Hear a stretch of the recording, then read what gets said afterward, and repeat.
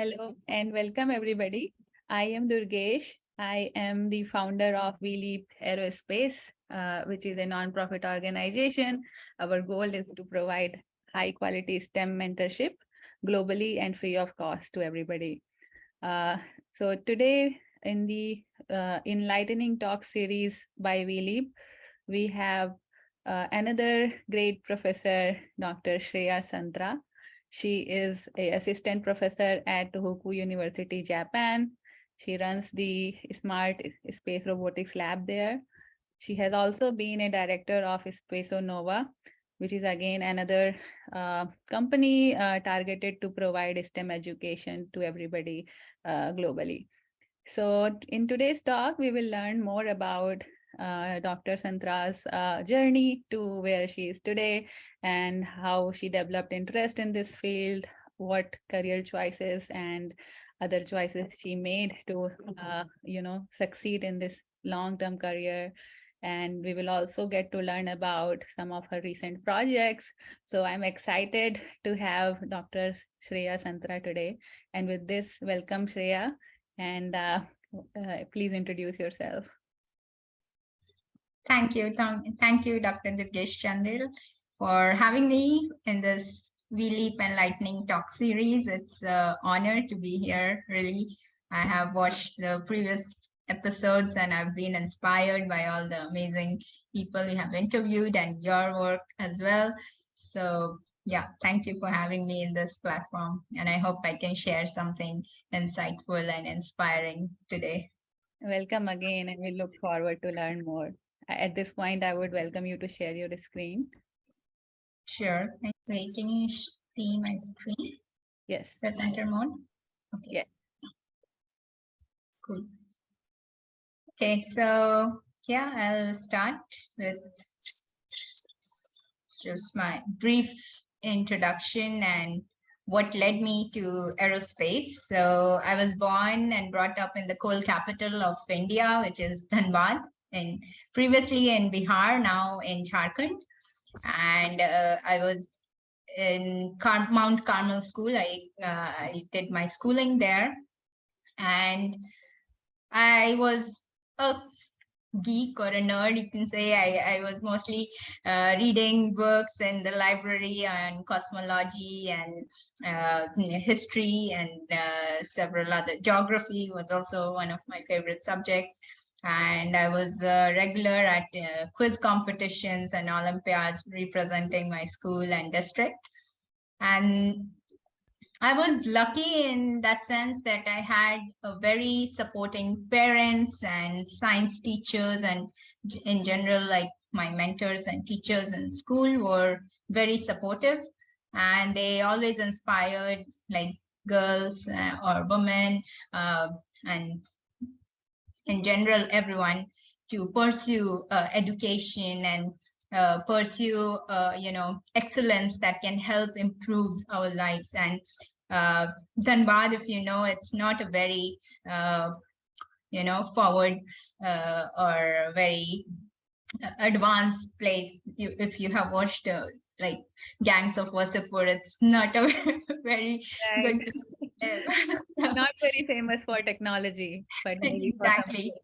But we have IIT Dhanbad there, which is very famous for geology, mining, these kind of engineering and science. So yeah. Anyways, my environment was very supportive and very safe to dream and to think, to do something that is incredible and unique. And yeah, while growing up, I had several dreams. I wanted to be a police officer, archaeologist, doctor, several stuff. But then, in 2003, I watched the Columbia disaster on TV, and I saw the space shuttle shattering on the TV screen, and that really shook me. And fortunately or unfortunately, that accident actually inspired me to get into aerospace. Not to become an astronaut or something. Astronaut was always like a dream, but more to make space safer, more accessible, and to make it, more inspiring for, and that's something that was, inspiring for me. It was very hard, and it was something that was not very common for people to pursue, and that is what inspired me to get into aerospace. And then I also started reading books on written by Dr. APJ Abdul Kalam, and all the hurdles that he faced, and how he overcame all those hurdles, and how he inspired the youth to dream and to work towards their dream. That's also was very inspiring for me. And that's how I got into Yeah, aerospace I just aviation. wanted to comment that that is such a coincidence, or maybe not, because these two have also been my inspiration to come into aerospace. And exactly the same thing. I saw that Columbia space shuttle disaster news, and I was highly inspired from Kalpana Chawla. And I initially wanted to be an astronaut, but I realized that it might not be possible. So then I thought, okay, aerospace engineer and make it safe. So it's like totally like, we thought exactly same things. And I think most of us in aerospace are driven by some of the astronauts, and Dr. Kalam has been great inspiration as well. Thank you for Yes, sharing. I think a lot of 90s kids have experienced this, especially Dr. Kalpana Chawla, not during her missions, but after that. And that was, yeah, inspiring.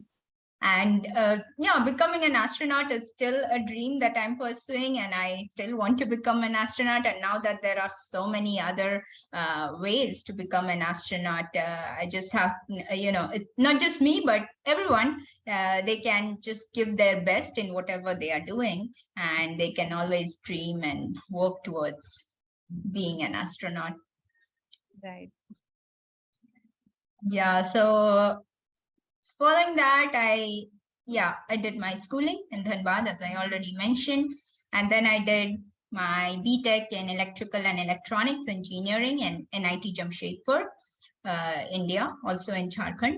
I wanted to pursue aerospace engineering for my BTech, but I couldn't get the high rank that is required for aerospace in most of the engineering colleges in India. So I went for electrical and electronics, because I kind of knew that aerospace is very diverse and very interdisciplinary. So doesn't matter which engineering I pursue, I can always get into aerospace and build satellites and rockets and robots and stuff.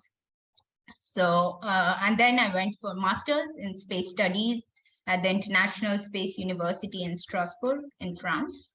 And that was really a turning point. So I could interact with so many people who are interested in aerospace. And I was, until now, like before ISU, I was the only one crazy person thinking about working in the space sector. But at ISU, I found people who were actually working and studying for space.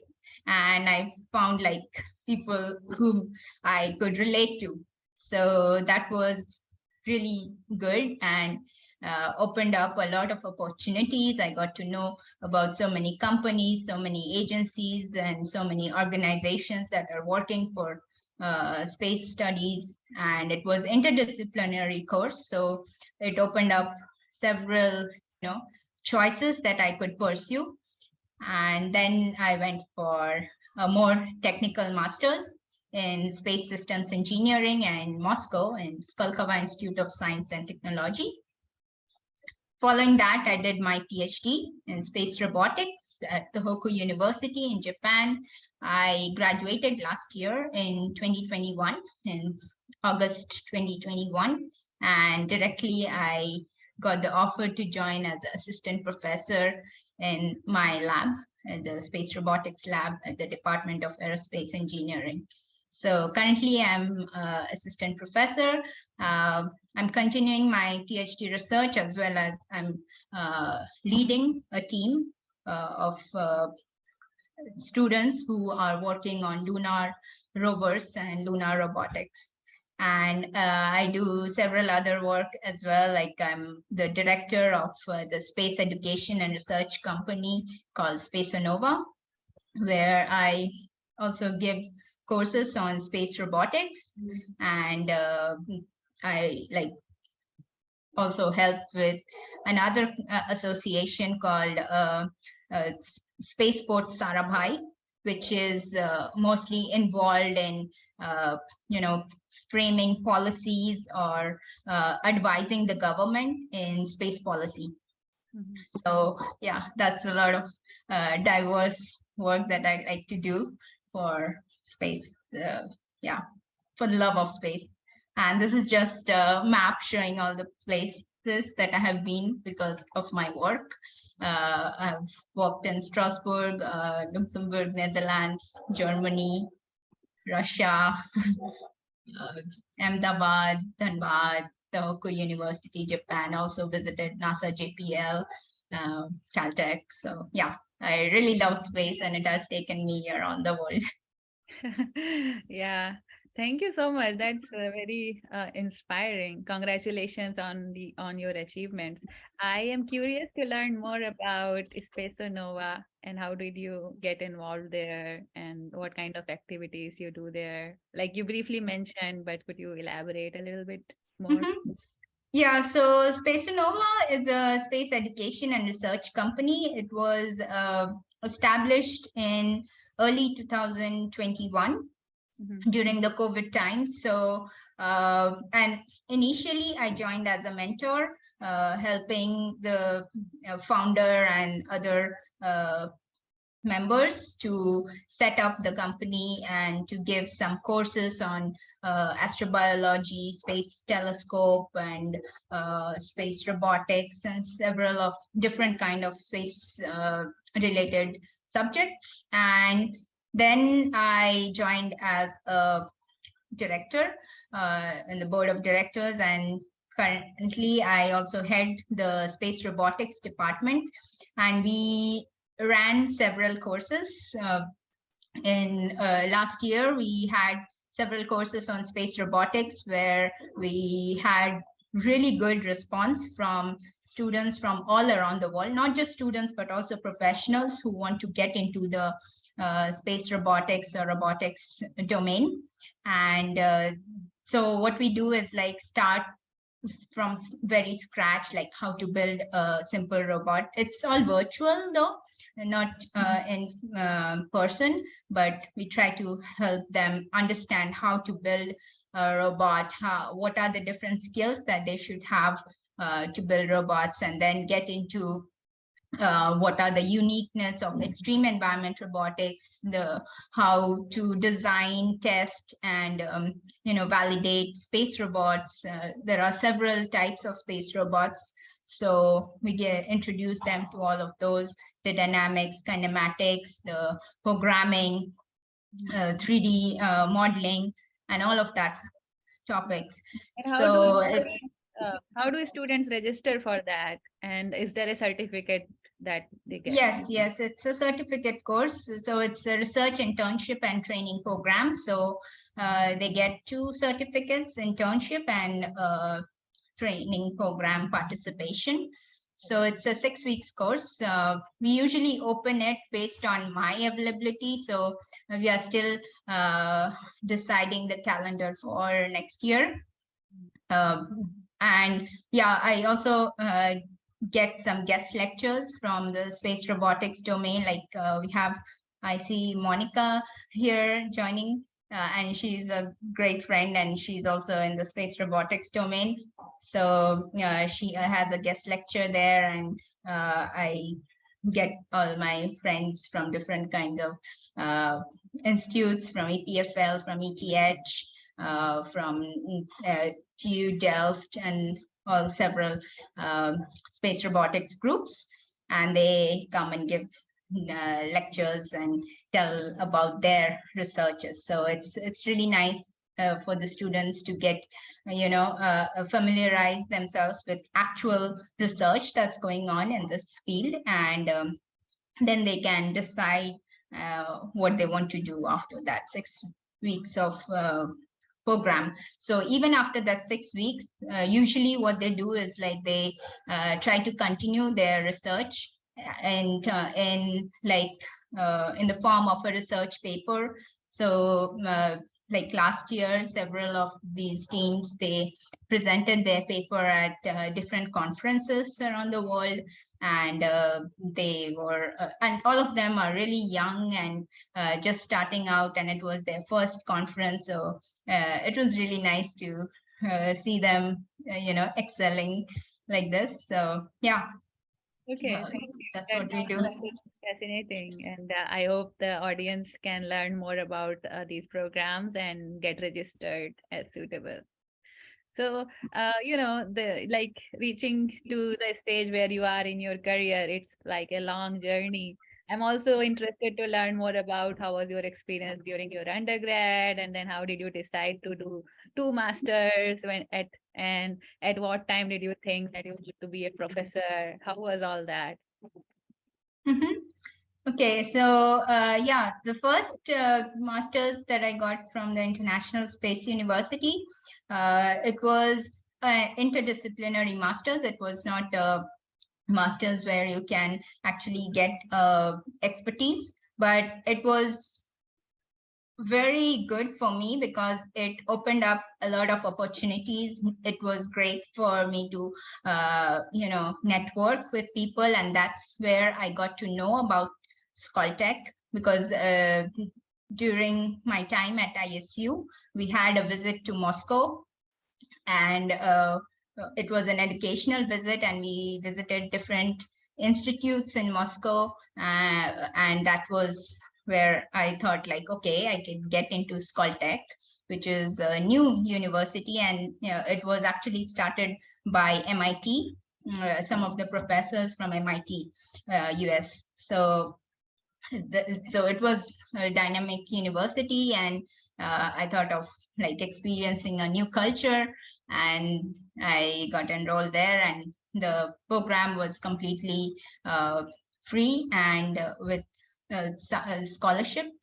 So that's why I got into there. And yeah, ISU also actually introduced me to my future PhD supervisor, Professor Yoshida, and because he's a guest visiting lecturer at ISU. So yeah, it that was the main, you know, uh, advantage of getting into ISU. ISU is really a great networking place, and it opened up lots of doors for me.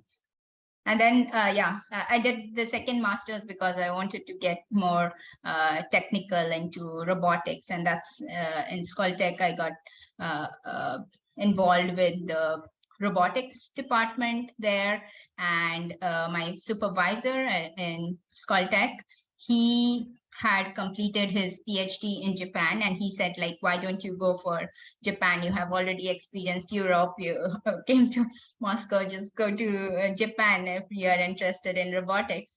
And so I applied for a PhD at the Tohuku University.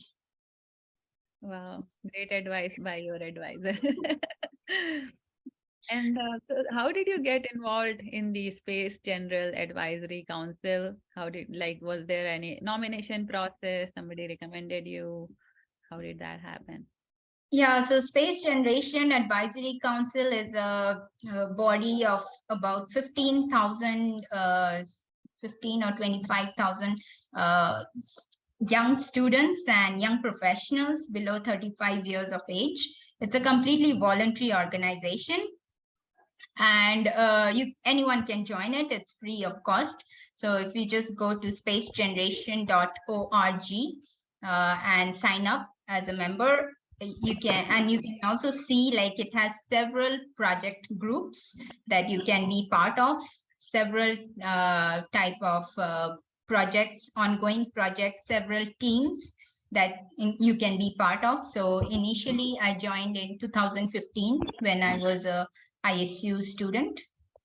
So as a web editor, so and that's when I got involved with like setting up the website of SGAC, and getting to know people at SGAC. And the best thing about SGAC is even if it's a voluntary organization, they recognize the active members.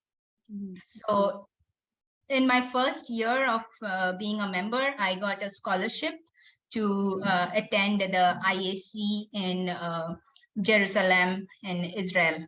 So that's something that motivated me more to keep contributing to this organization because SGAC is a really big network.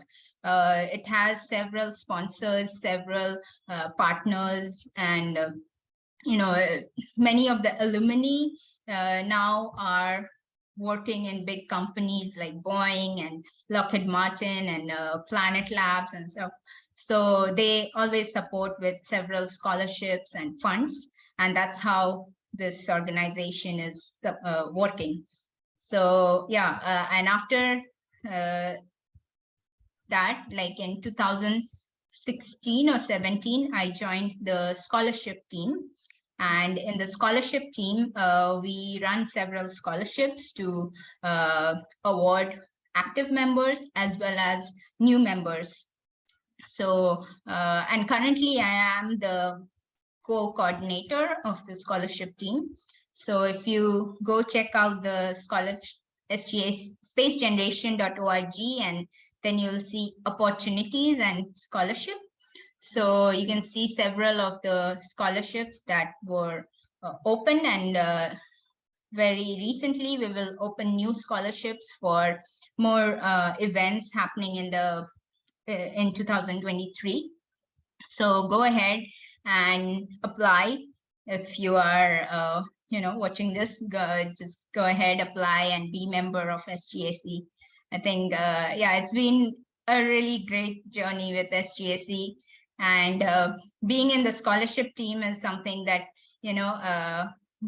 I feel very satisfied that I can give back to the community by selecting, good talents and evaluating their applications. And yeah. Yeah. Thank you for sharing that. And I'm glad that we are able to share this information here on this platform, because most of the time there are ample opportunities throughout the globe, but people don't know it. When I was a student in India, I did not know about so many opportunities and I never applied. So yeah, it's good that we are now having more access to information. Absolutely. Yeah. Another question I have is about your preparation towards a faculty career. So you said you wanted to be an astronaut. So then at what point you started to think about becoming a professor, and then how did you prepare for that? And were there any great advices from your mentors or role models? So I never thought I'll become a professor, but I always knew that I can become a good teacher and a mentor because for me, I never really got the guidance in the aerospace sector. I made my own path. And from all of those learnings, I thought I could always give back and help young talents to, pursue what they want. So faculty per se, I never thought of that. But just after my Ph.D, my supervisor presented me with the offer to join as an assistant professor, and I was like, why not? If I'm capable of doing that, if he thinks that yeah, I'm a good candidate for that. So yeah, I gave the interview, and I was selected. So yeah, I'm enjoying this role. It has several challenges, not just research, but I also have to do several admin work as a faculty. But yes, I really like, interacting with students, discussing different research topics, brainstorming, and yeah, it's been a great journey so far. And I also want to, in the next 5 to 6 years, I see myself being a, associate professor, having my own lab and doing research that I want to do in terms of space robotics. That's wonderful. We wish you luck. And since you mentioned about your recent experience as a professor, I would like that if you can share a little bit about your recent project. Yeah, sure. So, yeah.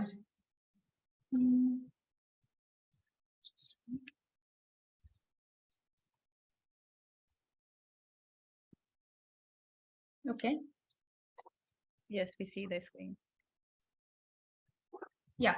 So as I mentioned, I've been involved with Space Robotics Lab for 4.5 years now. First 3 years of Ph.D. and now working as an assistant professor.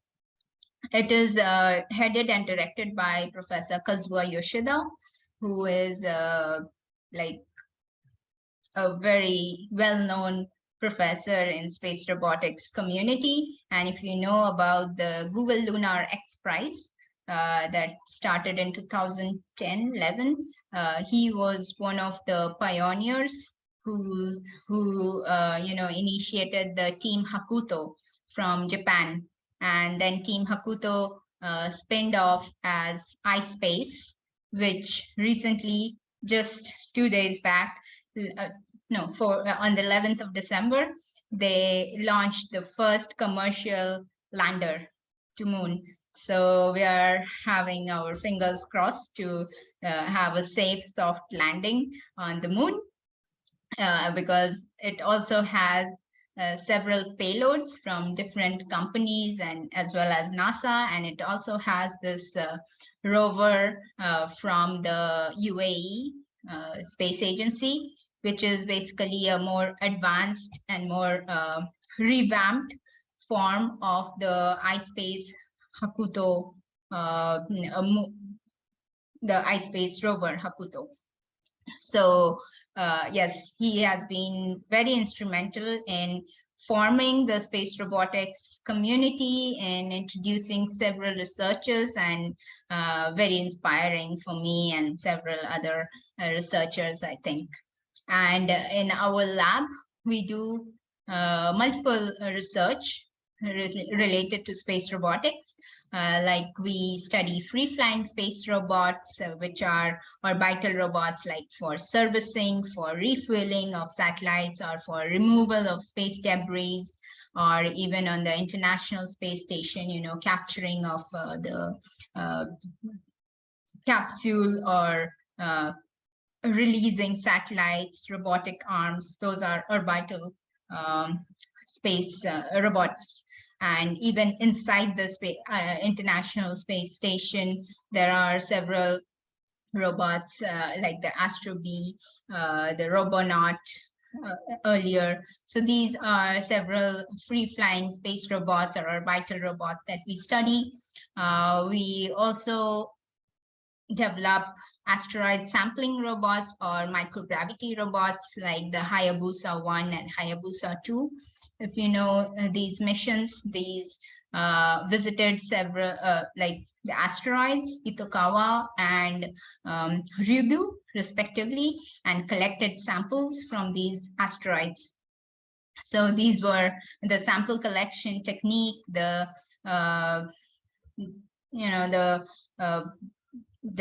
landing and coming out was the systems were designed in our lab.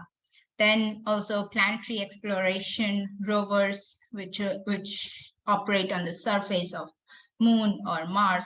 We also study those, like studying the performance of these robots on the surface, or developing algorithms or path planning mechanisms, and SLAM and several research topics are covered here in our team. And we also have limbed robotics for exploring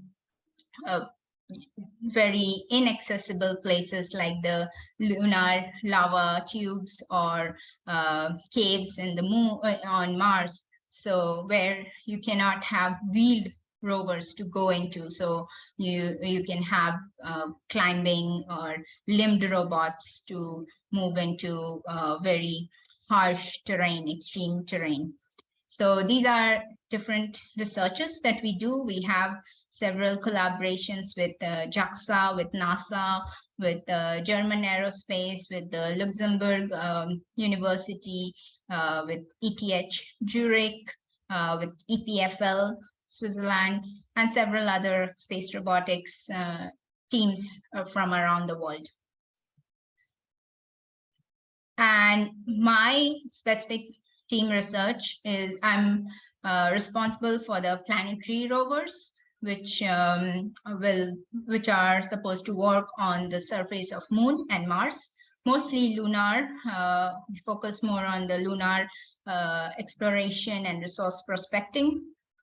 And what we do here is develop multi-rover coordination and path planning algorithms.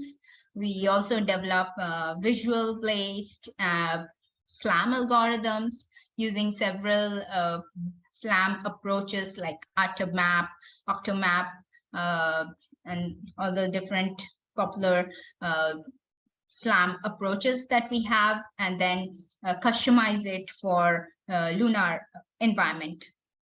We also work on artificial intelligence, machine learning, reinforcement learning for training our rovers in extreme terrain. So, and then do simulation to real, so sim to real transfer, and yeah, we do all these kind of studies. And most of our systems are based on Linux, Ubuntu. We work with ROS 1 and ROS 2, and we use languages like C++, Python, and also MATLAB. And coming to specific to my research was based on multi-rover path planning, communication-based path planning, where several rovers, they can operate in a given area, and they should communicate and share the information of where they are visiting, and if the area has been visited, or if the area is dangerous to visit, or if it's interesting to visit, things like that. And if they coordinate and communicate with each other, it becomes more effective for them to cover a certain area, and also reduces the time and reduces the risk of the chances of failure.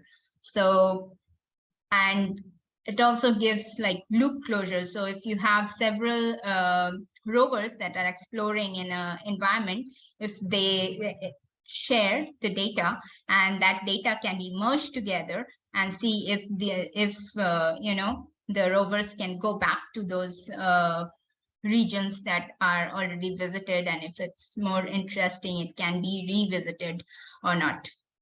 And also understanding the path that has been traversed by one or two rovers. So these are my research, and I'm continuing this to expand it for heterogeneous robots, and not just rovers, but having several different kind of robots. And because we know, like, for in the next decades, we will have like several robots working together on the surface of Moon. With as I mentioned, iSpace already launched their lander, and if that becomes a success, the lunar exploration is going to boom, and we'll have several heterogeneous types of robots on the Moon. And this gives a lot of advantages, as well as introduces a lot of cutting edge research in for swarm robotics or for multi-robot systems. So this is what I'm currently working on. And we have several research coming up. Like recently, we got a big grant from the Japanese government of science and technology to develop self-evolving AI robots for lunar exploration and human outpost construction. So what we want to do here is design modular and reconfigurable heterogeneous robotic systems. So like plug and play kind of robots which can assemble and disassemble themselves based on the tasks that they have to perform. Also like research on transferable AI systems where they can transfer their skills between each other, and the skills are platform independent of the platform or independent of the robot. And also develop on-site and on-demand robotic robot design and implementation, so more on the 3D printing side. So using the on in situ resources, building and designing robots on the moon, or the robots becoming as 3D printers and building or constructing facilities such as the human habitat or the launch pads, things like that. So this is a very optimistic and very futuristic study that we are just starting, and we are looking for PhD and postdoc candidates to join us from next year. So if you are interested, go ahead and check out this page. You can just look for Moonshot Tohuku University, or reach out to me and I can help you apply for it. So yeah, these are the upcoming researches that we are very excited about. Wow, thank you for sharing. And yeah, I was about to ask how to get involved in this project. So you already answered that. Thank you. And also wanted to ask, so how has been your experience as a faculty at Tohoku? Like first, I think you're very new. So how are you finding it? And what are some of the most satisfying parts of it? And what are the most challenging parts of this role?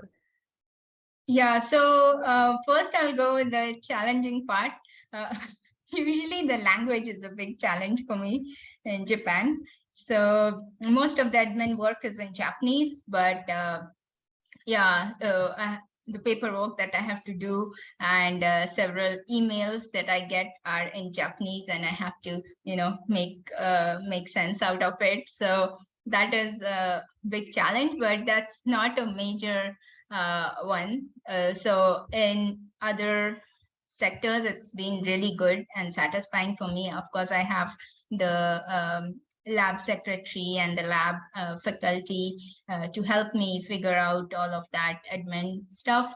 But in other sectors, I have been very lucky and very also supporting faculty that I have in the lab, who helps me with even when I'm like stuck with my own research, or I'm stuck with brainstorming, or I have no other ideas to help with the students, there are always a senior faculty helping me.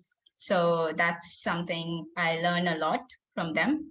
And also the other new assistant professors, they are very cooperative, and I think we have been very dynamic and introducing several new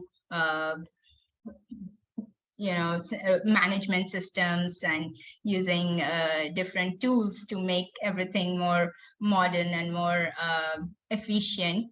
So that's something that has been very satisfying for me. And of course, as I mentioned, I always like to discuss with students and helping them with their research topics, and also learning from them. So there are several researchers that I am not familiar with, like the limbed robotics or the orbital robotics, and I get to learn a lot from just discussing this with the students. So that's really a very good opportunity for me and very satisfying.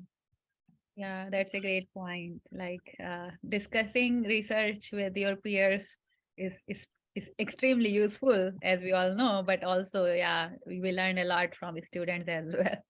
So the other thing I wanted to ask is about like how do you manage your work-life balance and like being a professor is wearing so many hats at the same time. So how do you decompress and how do you stay motivated every single day? So I wouldn't say I am motivated every single day. I, of course, I love space, and that's what keeps me motivated every day. But I'm not motivated for robotics every day. So yeah, it's it changes.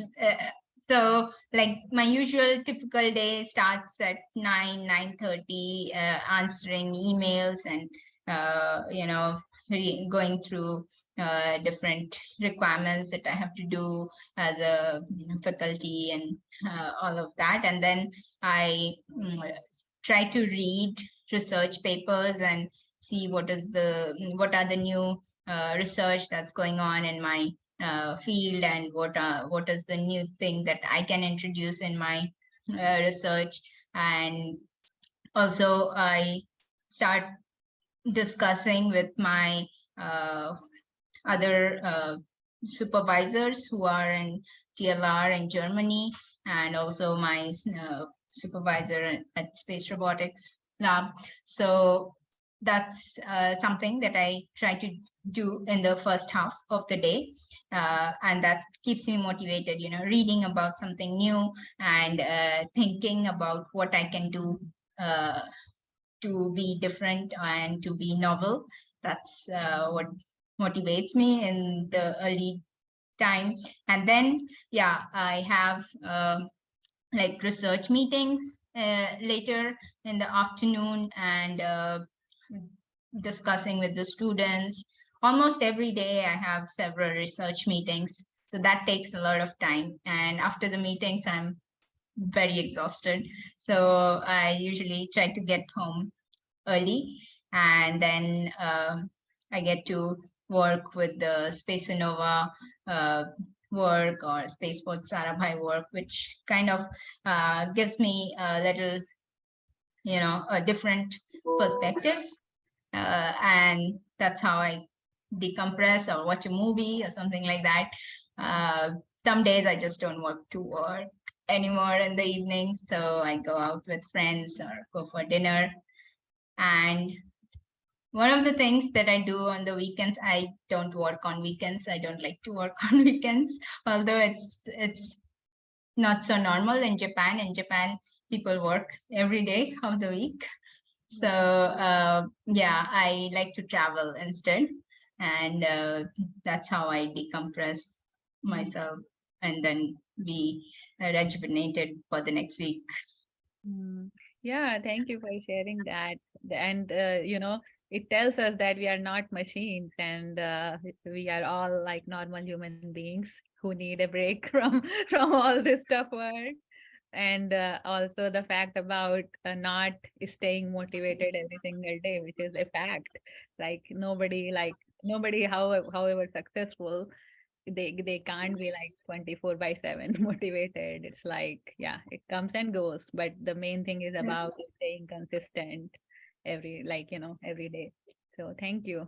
I have so in the audience, Himanshi has a question to you, and I would like to ask Himanshi to unmute herself and probably uh, introduce her a little bit, like briefly, and then ask the question.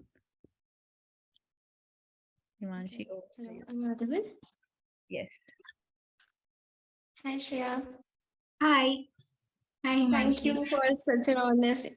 You are really inspired me. Like I have a lot of questions in the chat box for you. Can I ask now?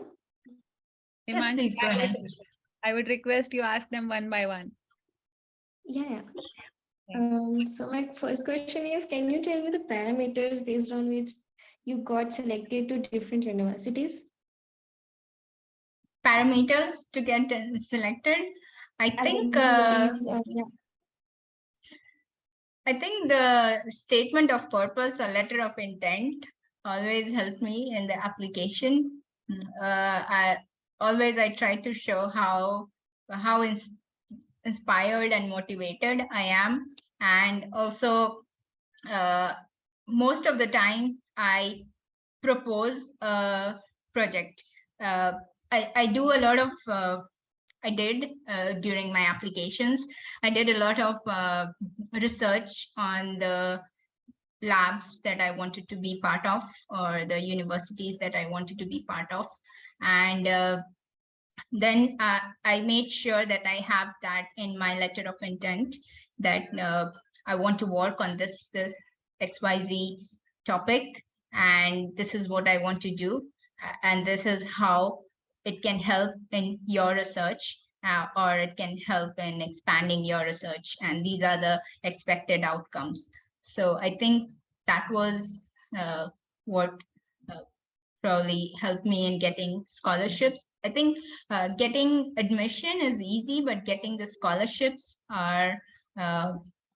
is the difficult part. So if you show that you have actually done your research on the supervisor or on the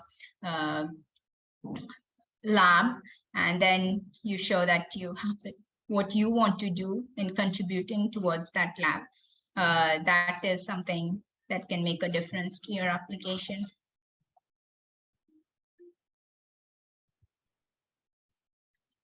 Does your choice of topics help you? Yes. So for my master's, I when I applied to Skoltech,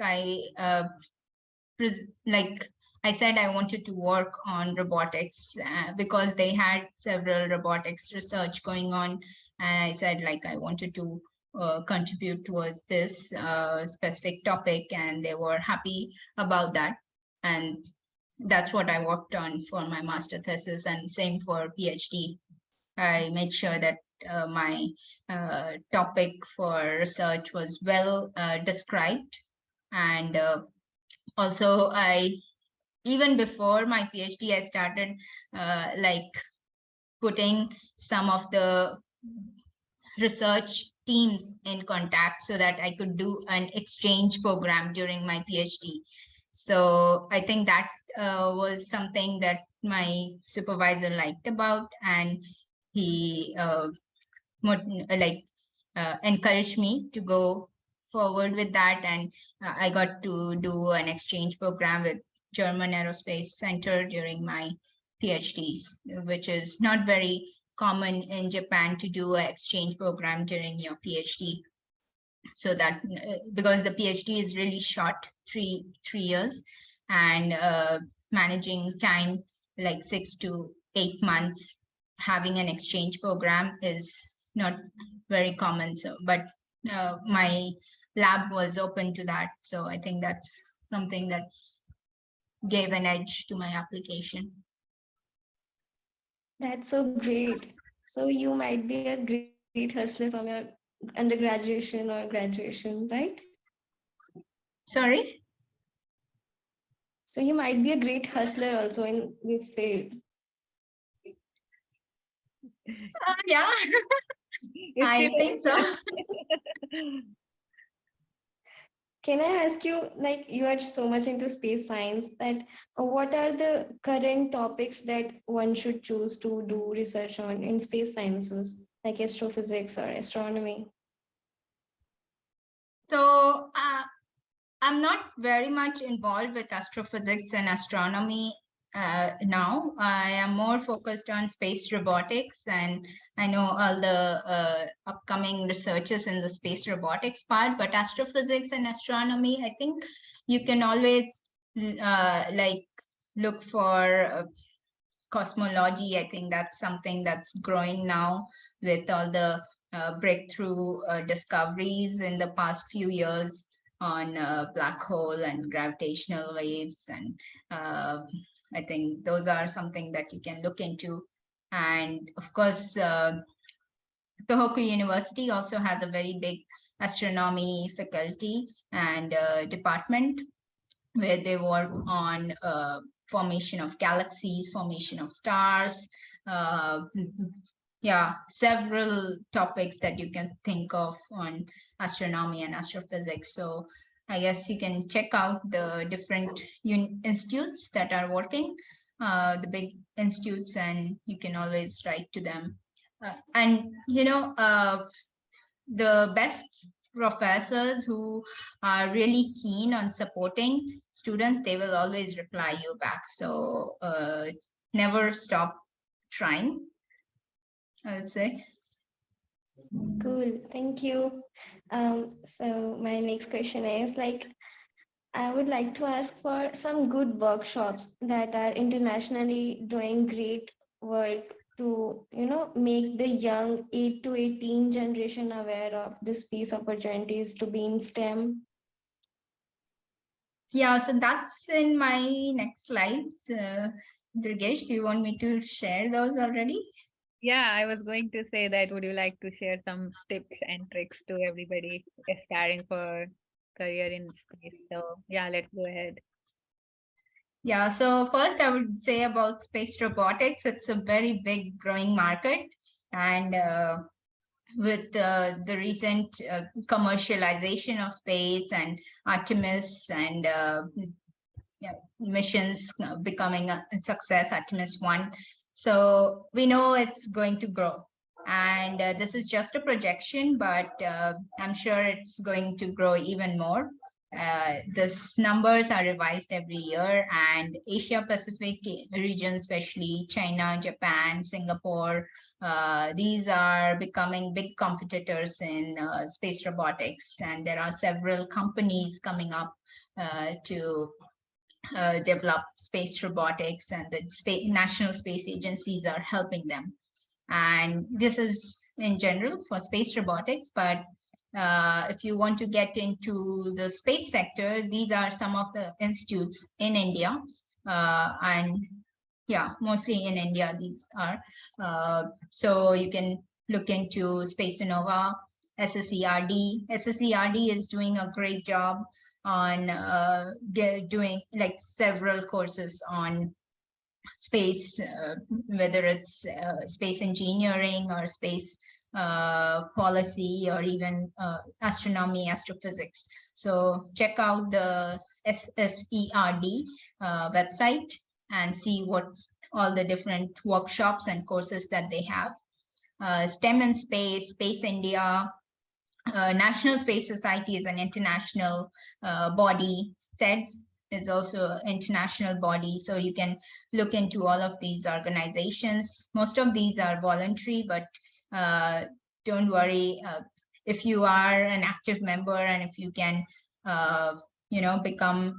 do something out of it, maybe prepare research papers or white papers and build a team who can work on challenges. There are several challenges that are run by NASA or ISRO or European Space Agency. And if you participate in these kind of challenges with teams from these organizations, then even then you learn a lot. So these are something that you can check out.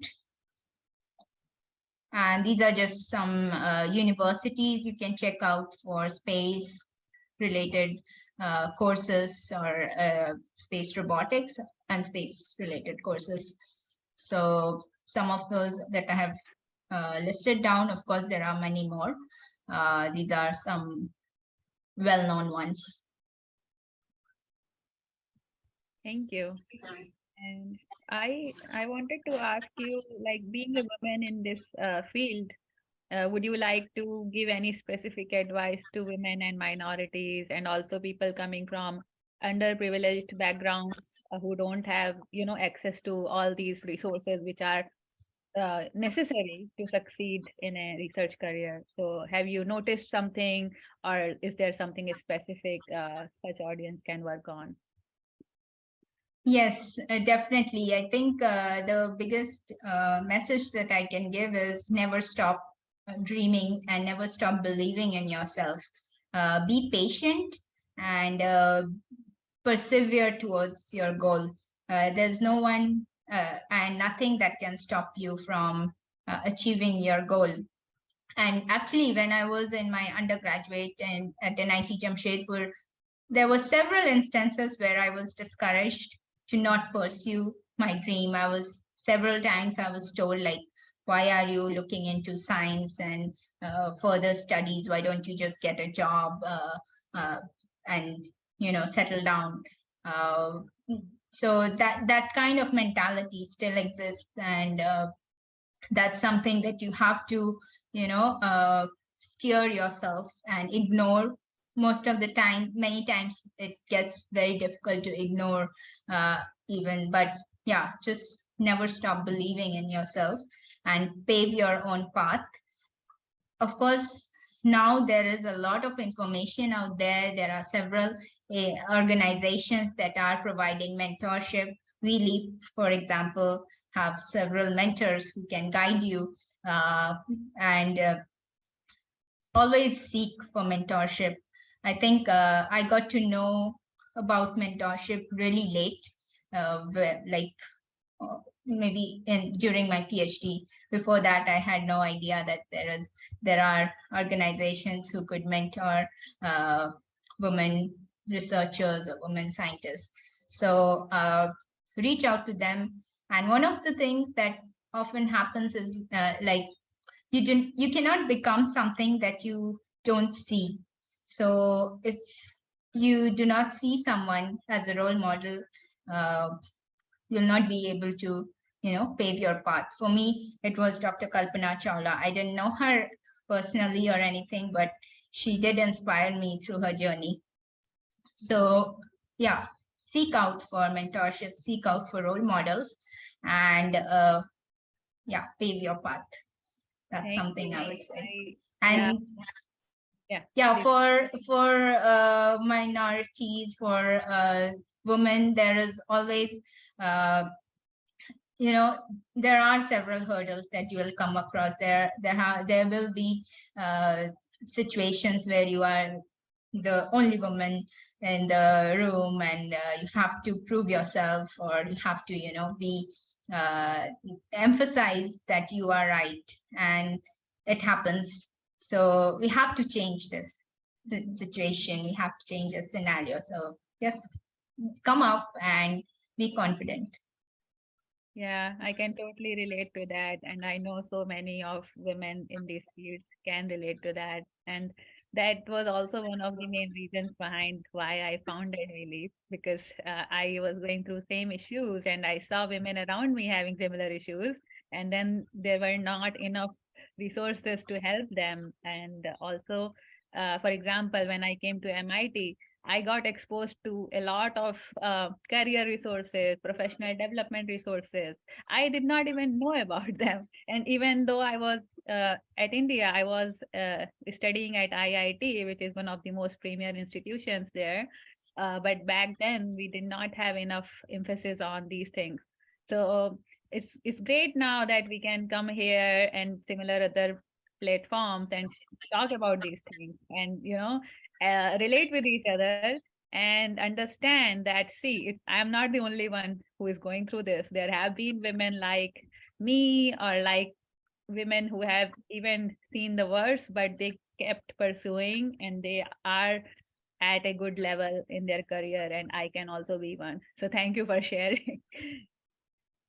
Definitely, I can totally relate to that. I think our generation has seen that we have been the dreamers, but we really had no